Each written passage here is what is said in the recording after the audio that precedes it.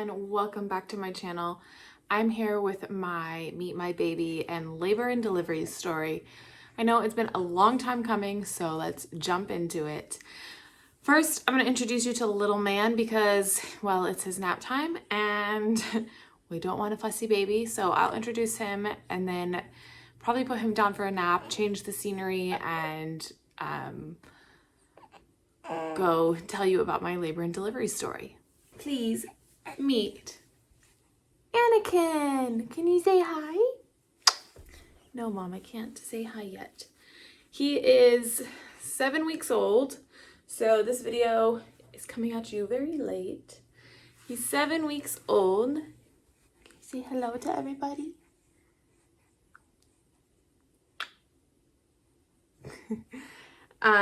He was born on April 5th, 5 days late. And he was 8 pounds, 12 ounces, 21 and a half inches long.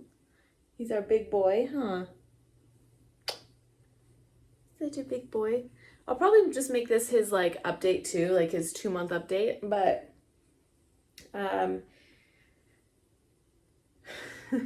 he's liking the camera. He is probably closer to like 11 pounds now. He's exclusively breastfed. Does not sleep through the night, but that should not be surprising. He's only 7 weeks old. Huh, handsome. He likes to see the scenery around him. So he likes to be like facing outward and see everything that's going on. He was born with all this hair. This is not new hair. He was born with a head full of hair. He's got the old man messy part going on back here, huh? And he has greasy hair like his daddy. It'll be like one day. So like this is already a little bit darker than what it normally is. His hair is usually lighter than this. It's because his hair is greasy. He has such greasy hair. He had a bath last night. He gets a bath. He likes the bath. So we do a bath every night, which I know is not good for the skin. We don't wash his body every night. But his hair gets washed because it's very greasy. And when he is fresh out of the bath, it's very light, like almost blondish. But yeah, I don't really have, if you guys have questions about him or like want me to do like an official update, I suppose we could do that. But I want this to be the labor and delivery story. His name is Anakin Sky. If you understand the reference, then you know we went all the way. It's a reference to Star Wars, Darth Vader, but the good side. So he was Anakin before he turned to Darth Vader. And he goes by Annie. A-N-I. Huh.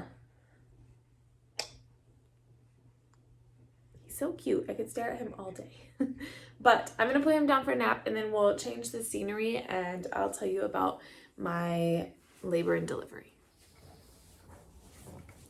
Okay, so I'm back. He's down for a nap.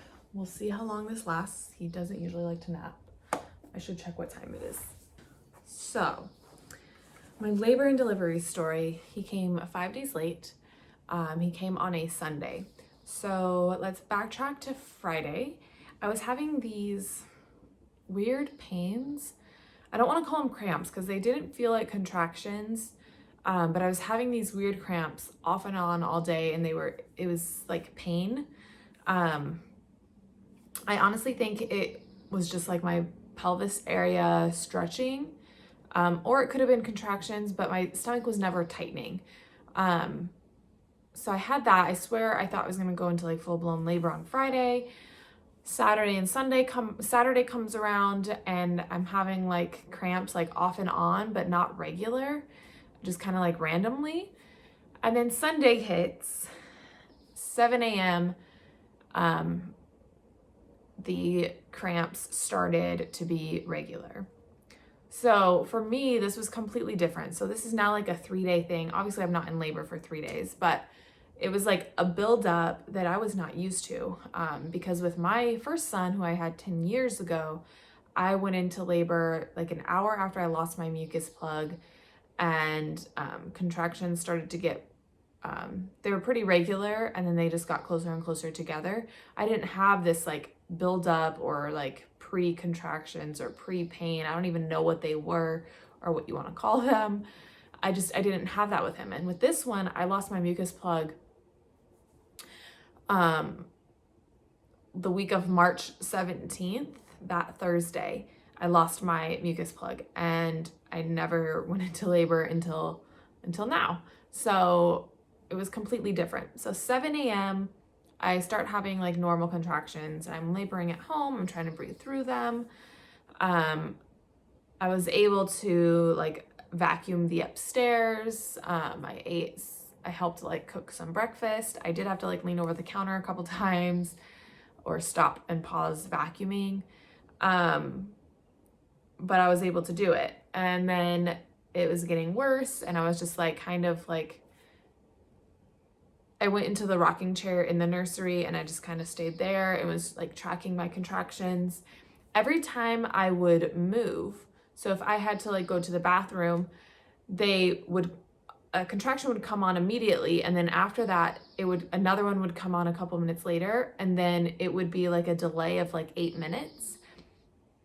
So every time I would move, the contractions became irregular. But when I was just sitting still, they were 5 to 6 minutes apart consistently. So around 12 in the afternoon, I called my doctor's office / hospital to let them know. And they're like, well, if you're going to come in, you have to let us know if you're coming in so we can be prepared for you and expecting you. And I was like, I didn't want to like get there and get sent home, because we live about 30 to 45 minutes with no traffic from there. So I wanted to make sure like I was far enough along that they would admit me. Well, so I was like, okay, I'll labor at home 1 more hour, because I don't really know what they go off of. If they're going to go off of centimeters, if they're going to go off of like minutes apart. And my contractions were like 5 to 6 minutes apart. And at my doctor's office, the rule is 5 minutes apart for the past hour. So, and lasting a minute. And my contractions were lasting like 45 seconds to a minute and a half. And they were 5 to 6 minutes apart. So it wasn't like quite in line with the rule, but it was close enough. So I was like, oh, I'll just wait another hour. So I wait another hour, and I'm like, okay. Like at this point, I'm trying to have my fiance like massage my back when it happens. Nothing is alleviating any sort of pain, like not even in the slightest. I'm trying to walk around. I tried to do like the sway your hips. It's not working. My breathing, I'm about to die. Like it was getting rough. So I called the hospital. I was like, okay, we're coming. So we left, and we were on our way. At this point during each contraction, I am having my fiance dig his nails into my hand. So I'm squeezing his hand, he's squeezing mine, and he's like, I don't want to hurt you. I don't want to hurt you. I'm going to hurt you. And I'm like, you're not doing it hard enough. I need you to give me pain here to like distract my mind from the pain here. Like I was not doing good. And honestly, I have no idea. I have absolutely no idea how I did it naturally with no pain medication, like no epidural, with my first son 10 years ago. I was 17 years old, and I did no epidural, and my labor was just as long as this one was. So what the heck? Like, I don't know how I did it. So we get to the hospital, they take me to triage, they're gonna admit me. And the nurse is like, are you going to want an epidural, or do you want to take a bath? And at first I'm like, one of them there was like a midwife. And she was like, did you do it natural the first time? I was like, yes. And she's like, you can do it again. And then, and honestly, I think she was just trying to be encouraging. But it was like, she was gonna, I don't know how to word it. Like it made me feel like I could not ask for an epidural. Like I had to try it naturally. Because like that's her way of doing things. But I was like, I kept laboring and I was just like, okay, no. Like I didn't even get out of triage. The nurse came back and I was like, I want the epidural. And our nurse was amazing. So actually, let me rewind a little bit. I suck at telling stories. When we got to triage, when we got to the hospital, rewind again. When I called on the phone, they told me that I needed to go to the emergency room because of COVID-19. So originally, you're supposed to just go to labor and delivery, straight to labor and delivery, and they take you straight through. There's a separate entrance, separate door. But because of COVID, we had to go to the emergency room. We get out of the car and I cannot walk. I am bent over. I'm not even exaggerated. I am completely bent over, like 90-degree angle. I am pulling on Ryan's arm and I am taking millimeter steps. And he kept saying, let me go get a wheelchair. Let me go get a wheelchair. And I was just like being stubborn. I was like, no, we're just keep walking. Let's just keep walking. Let's just get there. So we get there, they make us put on masks and they wheel me over to labor and delivery. My fiance is like walking behind and we're in triage. And like my fiance knows I hate those masks. Like I understand why you have to wear them, but I hate them, especially when you're trying to labor. It makes it really hard to breathe. You know, like it's just annoying. So my fiance was like, can she take that off? And they're like, yes, she can take that off. He had to wear his until later. But so we get there and then at this point, you're only allowed one support person because of COVID. Now, one is better than none and I will take that over anything. But we had really planned for my mother-in-law to be there with us. She has 10 grandkids. She hasn't seen any of them be born. And, you know, I just have a really good relationship with her and I thought it would be really special and amazing to have her there with me.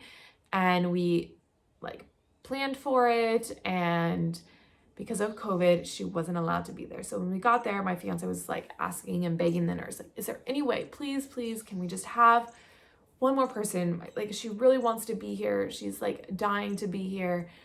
Obviously, they can't make special exemptions for us. Like, it is what it is. They have to follow the policy of, you know, like the CDC and health standards. We get that.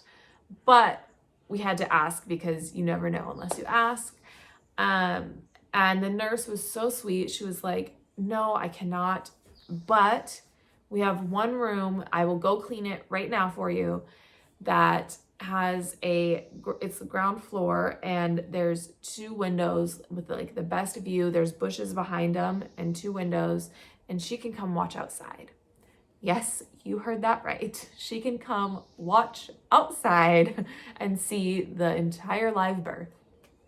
So anyways, that being said, we get transferred over to our room and I am like eager for this epidural and I'm scared out of my mind because I am deathly afraid of needles. I hate needles. I can't look at blood. I can't look at needles. However, I have another video that I'm going to make and I've had to get over my fear of needles pretty quickly. So, I don't even, pregnancy, is pregnancy brain a thing after? No, it's just mom brain. Okay. So at that point, she's giving me my IV and that hurt like a mofo. It was like, she put it here on me and it hurt so bad. That prick was not fun. I'm still having contractions. I'm having a hard time breathing through them.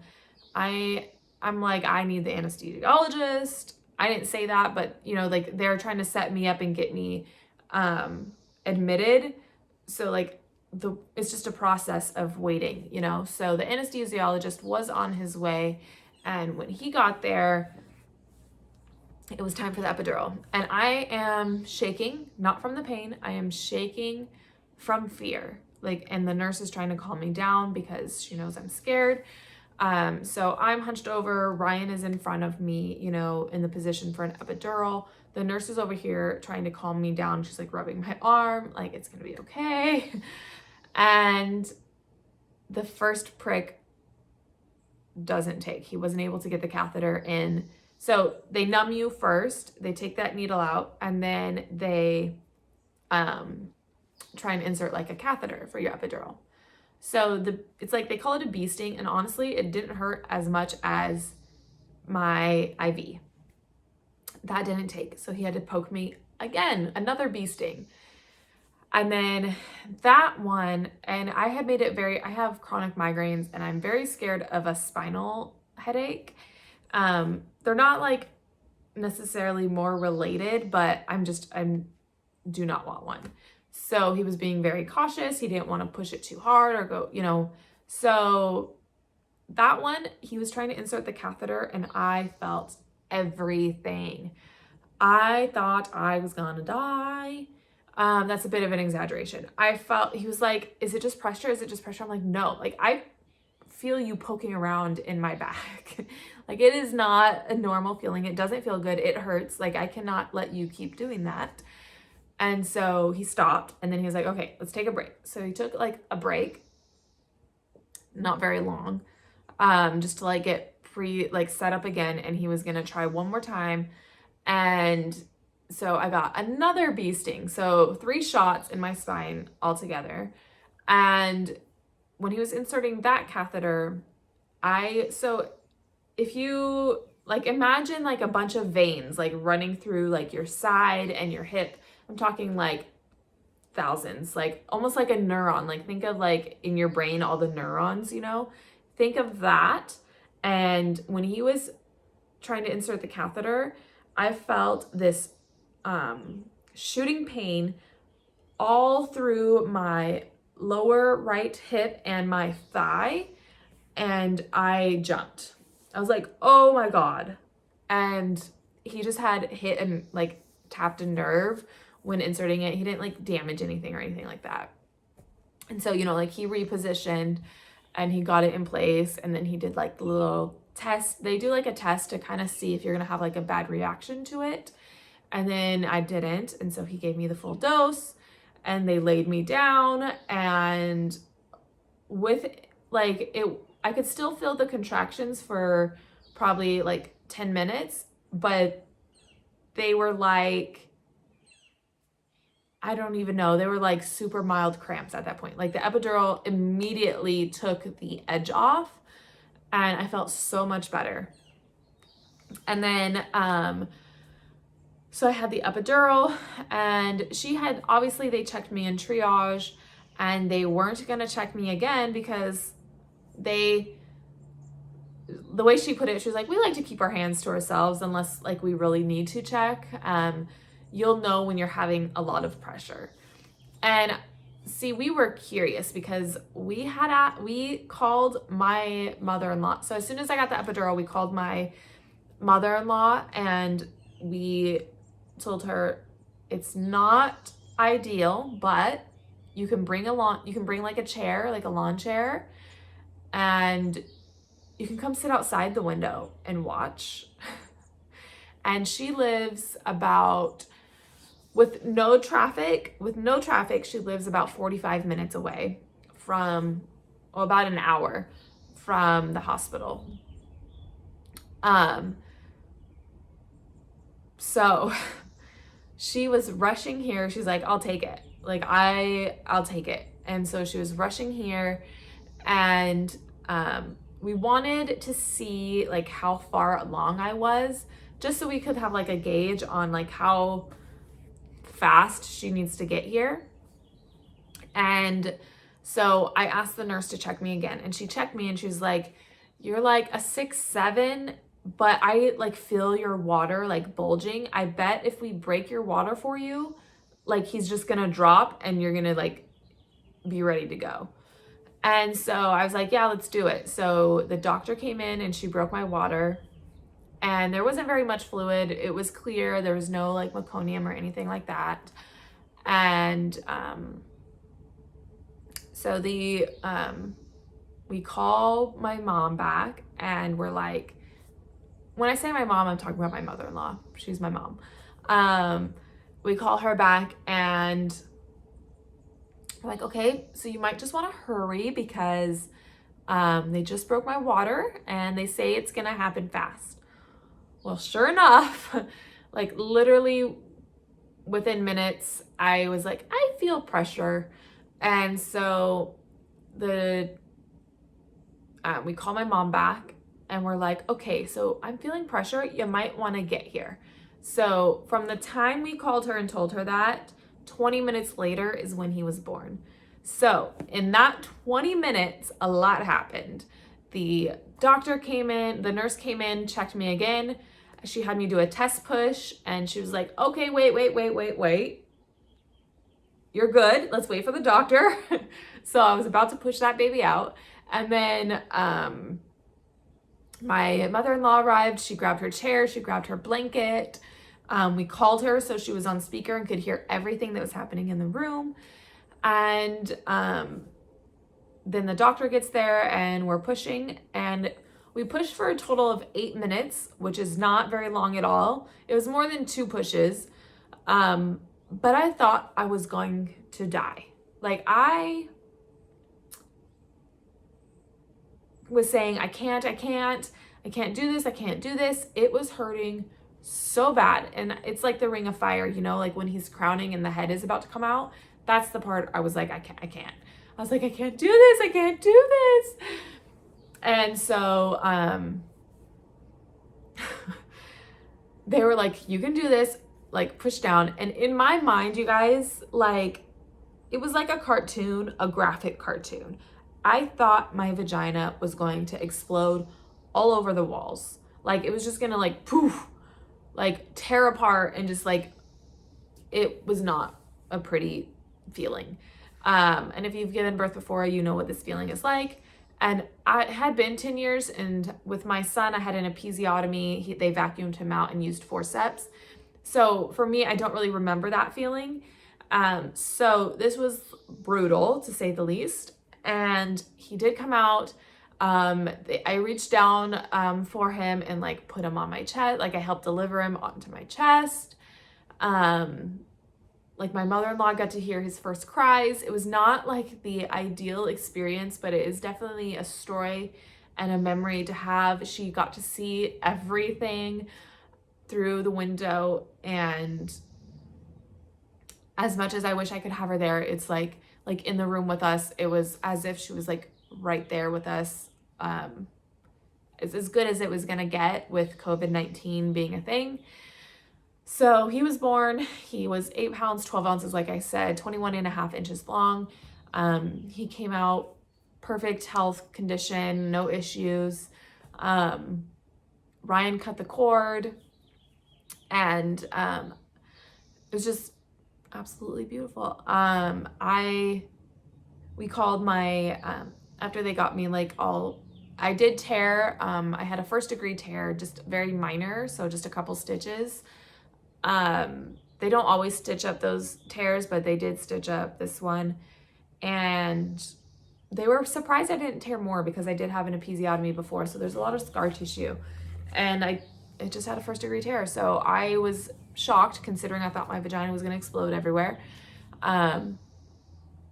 But it came out in like record timing. And our beautiful nurse, she kept saying, I'm off at 7. You better have this baby before 7. And we're like, so what happens if I'm like ready to go at 7? She's like, well, then I'm staying. And sure enough, she did.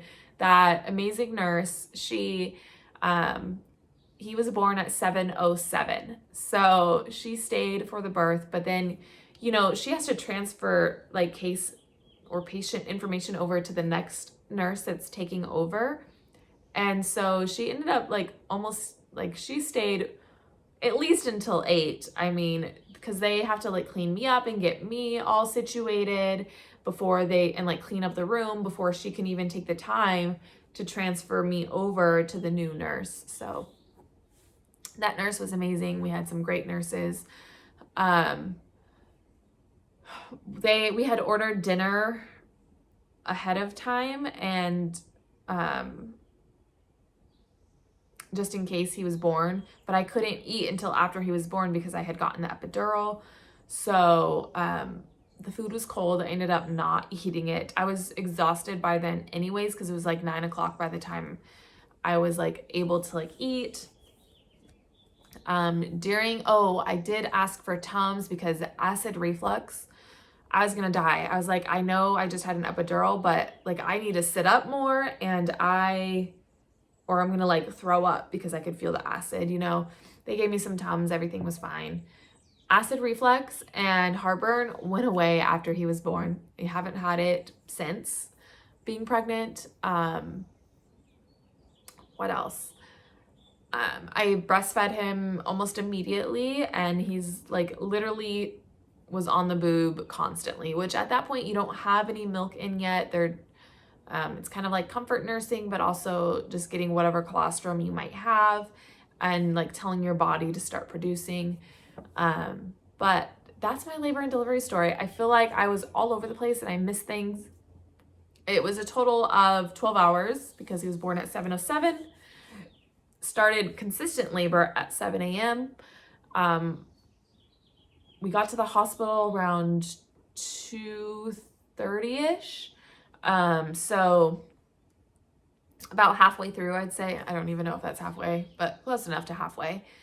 And yeah, beautiful baby was born. And having a baby in COVID is scary.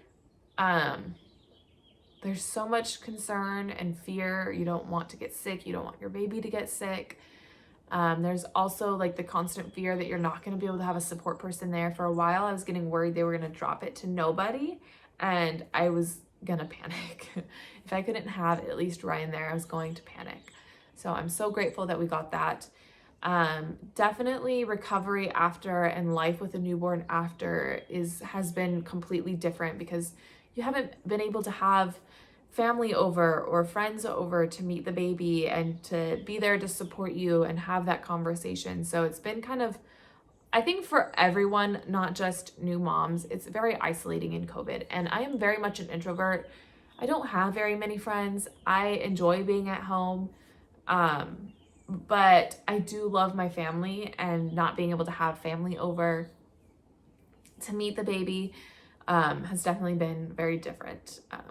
He's 7 weeks old. He'll be 8 weeks this coming Sunday. And I can't believe it, honestly. I am dreading it. I have a few weeks left before I have to go back to work. I get to stay home for 12 weeks. So when he's 12 weeks old, I have to go back to work, and I'm going to be a complete mess. But this video has been long enough. This portion alone is like 25 minutes, and I don't think there's very much for me to cut out. So I'm sorry this video was extremely long, but I hope you guys enjoyed. If you have questions about the labor and delivery, let me know. I do want to just put this in there. If you're a mom that is having a natural birth, all the props to you. I did it once. It was amazing. I don't know how I did it. If you're going to have an epidural, all the props to you, because I was so scared to get an epidural. It is so scary for me, at least in my opinion. So everyone likes to bash people for getting an epidural or not getting an epidural or whatever. There's so much judgment out there. Let's just all support everyone, because I've had both situations now, and I can say that the birth experience, you still feel pain. No, you're not feeling the contractions, but you feel that delivery. Getting an epidural is scary. Getting a needle in your spine. Doing it naturally is scary because those contractions are no joke. I did it once. I don't comprehend how I did that, especially at 17. So just support and love everyone. And to all the mamas out there, I support you. I love you. And you guys are amazing. Don't forget that. And during COVID, just try and stay positive as much as you can. I know it can be very isolating. So all my support to you guys. I appreciate all the love. Give this video a thumbs up, subscribe, and I will see you all next time. Bye, guys.